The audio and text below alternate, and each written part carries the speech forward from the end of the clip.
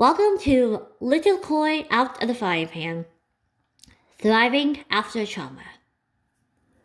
This blog post is titled Parenting with PTSD.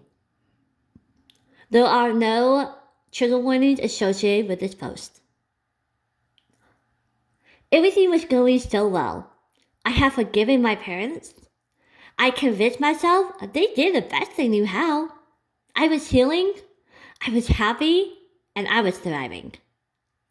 But then, COVID hit. I was quarantined with the kids, and I was forced to face the demons of my childhood once again.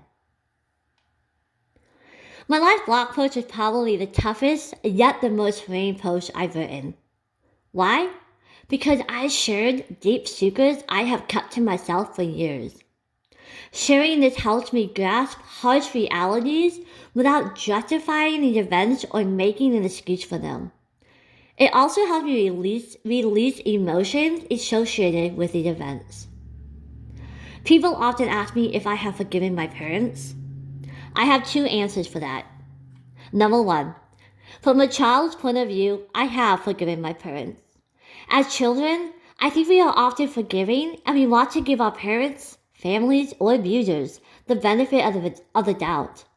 From a child's perspective, I'm saddened by the horrifying things that happened to me, but I mucked up and kept pressing on in life. I forgave my parents for abusing me. I wanted to believe they did the best they knew how, so I convinced myself as such. I forgave them like a child would forgive their parents' mistake. Number two, however, now, as a parent, it is gut-wrenching to think about what my parents did. When I became a parent to two beautiful, wide-eyed, innocent children, it felt like a punch to my soul to think about what my parents were capable of thinking and doing. I can't imagine even thinking about doing any of the milder things to my children. As a parent, I finally understood the depravity of my parents. And the journey of healing and forgiveness began anew from a parent's point of view. Asking myself, how the fuck could you do this to your child? From mother to mother, I found myself angry, hurt, and confused again. I orchestrated my life purposefully to never have biological children. When I married a guy with two kids, I was okay with it because it was a split custody schedule. I had a break every couple of days, and there was a perfect balance between the kids being in school and me working full time. I noticed small parenting triggers, but they were easily manageable because of the limited exposure to the kids. As a result, I wasn't having to deal with or face the dark demons of parenting triggers. Then, COVID. And suddenly, we were all home together. All of the freaking time. The flashbacks reared their ugly heads. I realized that it triggered me when the kids did things that I was never allowed to get away with as a child. And that was a lot. If you've been following my other posts, you will know that I was not allowed to get away with pretty much anything. Having a different opinion was considered talking back and was punishable. Even eating food without permission was considered stealing and punishable by a leather belt or forced excessive eating. I remember one time my father nearly made my sister literally eat a bowl of her own boogers because she picked her nose. He made her gather her boogers in a bowl for her dinner. She went to pick the first one up to eat it, but thankfully he stopped her and didn't carry out the full punishment. There was no room for error in our home without severe consequence. I was scared even to spill a glass of water by accident. During quarantine, I remember one instance my daughter was making a smoothie. She did not have the top screwed all the way on the blender, and it ended up spilling out the top. She was quick to apologize, and I said, "It's okay, you didn't mean to do this. Let's clean this up together, and then I can show you how to do this." We harmoniously cleaned the mess up together, and I showed her a better way to use the blender. After that, she poured a smoothie and went along her merry way. What my daughter and no one else knew was a storm of fear raging inside me. Physically, I was standing in our kitchen smiling, casually wiping down the counter and watching my daughter happily drink her mango smoothie. Mentally, I was back in my parents' kitchen, shaking after physically being hit and called stupid for making a mess. Once I got the kitchen squared away, I retreated to my closet where I needed time alone to recover from the flashback. These kind of memories would hit me over and over again.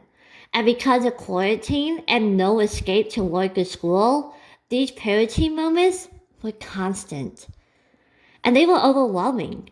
As once I recovered from one flashback, another one would start. On the outside, I was cool, calm, collected. I never wanted to show the kids the inner meltdown I was having. Instead, I helped and guided them with as much grace as possible. I was aware that these things were standard kid stuff, nothing extreme and nothing out of the ordinary.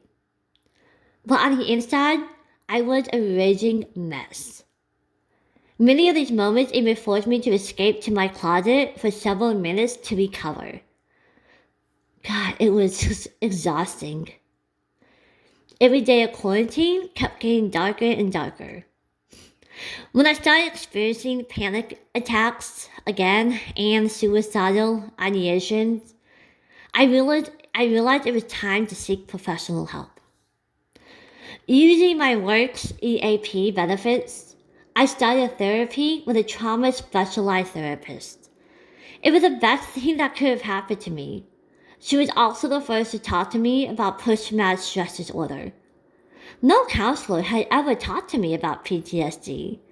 Previously, I was always told I had depression or anxiety.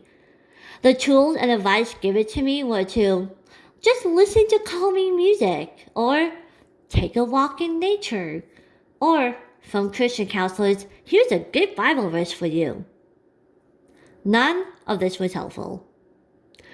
Perhaps I had depressive tendencies because I felt misunderstood, and I was not receiving the right kind of help. Now, some people don't want a diagnosis to follow them the rest of their lives or be labeled. However, for me, having the accurate diagnosis finally gave me specific goals to work toward and better tools to use. As my therapist and I worked together, I learned that my most effective tool was to allow myself to feel the emotions I needed during the flashback. I realized I never allowed myself to feel because I would tell myself, "This happened so long ago, you're being silly," or "This isn't real, this is just in your head," or "They were just doing the best they knew how." However, my therapist told me I could allow myself to feel what I needed to. She helped me learn the difference between feeling and dwelling. And just because I allowed myself to feel these moments did not mean I was dwelling in them. I felt the emotions, acknowledged them, and then able to move forward with my day. Additionally, my therapist was the first to ask me, "Do you really believe your parents did the best they knew how?" This one stopped me in my tracks. I always told myself my parents did their best. I always allowed other people to tell me this. I always convinced myself to give my parents the benefit of the doubt. But the truth is no. No, I don't believe my parents did the best they knew how. Personally, I don't believe that any parent with a genuine love for their child could do the continuous horrendous things my parents did to my younger siblings and me. When we talk about abusive significant others, We'll tell the survivor, oh, but your abuser really loved you and did their best. No, we tell the survivor they are the ones who deserve better. Better, we tell the survivors that their abuser was wrong. We support the survivor's distance from their abusers and we protect the survivor at all costs. So why is it okay to tell children of abusive parents, oh, your parents really loved you in their own way, they really did their best? My therapist permitted me to grieve over the loss of my childhood, grieve over the pain of parenting without parents, and grieve the loss of relationship, and grieve the fact that they, in fact, did not do their best. I remember the last session before my therapist retired. I sobbed and sobbed with pure grief over the true love I never received and the lost relationship because of it. And I finally let myself release the lie that my parents did their best. I felt an immense burden lifted off my shoulders. I let go of deep pent-up anger because I was no longer lying to myself, making excuses for their action. So, have I forgiven my parents? Honestly, the child in me has.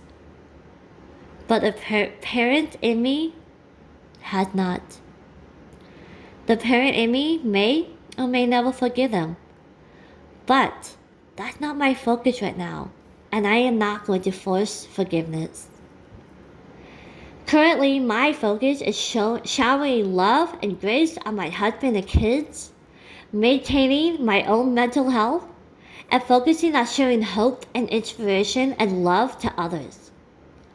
Now, I will certainly allow forgiveness to come naturally. But right now, that's not the sole focus of my healing journey. And that is okay with me. Author's note. I am not a licensed counselor, therapist, or psychologist. Please know that the tools I've developed are right for me, but that does not mean this is the right answer for everyone. Everyone is on their own journey, and no one can define that or tell you what is right or wrong. We all heal in our own way and in our own time, and I support whatever that looks like for you. There are several pictures attached to this blog. Pictures, the description is pictures. During quarantine, Jason and I wanted to make it as fun as memory as possible. We used the time to come up with creative games at home as a family. I wanted to make quarantine a time of fun and good memories for the kids and less fear and anxiety. So a few of the photos attached to this blog is Royals Night at Home with Kansas City, a backyard treasure hunt, blindfolded, hands-tied donut eating contest, my favorite, letter writing, and the shaving cream war. So these pictures are just kind of random pictures of everything that we did fun as a family. Shaving cream war, we had a Royals night, we done safari parties and a treasure hunt. Just a lot of really good, wholesome family fun so the kids can look back at quarantine as a time of fun and the time that we bonded as a family. And we definitely bonded as a family, and I can't imagine my life without these kiddos, and I love them so much that I could almost cry. So before I cry again, I'm going to sign off and tell you thank you so much for listening, and I will see you next time. Bye.